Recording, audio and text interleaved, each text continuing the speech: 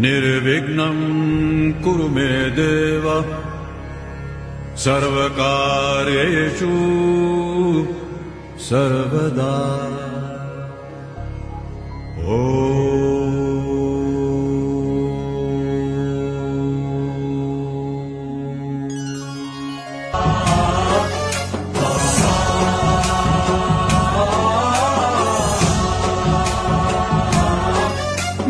गणनायकाय गणदैवताय गणाध्यक्षाय धीमहि गुणशरीराय गुणमण्डिताय गुणेशानाय धीमहि गुणातीताय गुणाधीशाय गुणप्रविष्टाय धीमहि एकदन्ताय वक्रतुण्डाय गौरीतनयाय धीमहि गजेशानाय भालचन्द्राय श्रीगणेशाय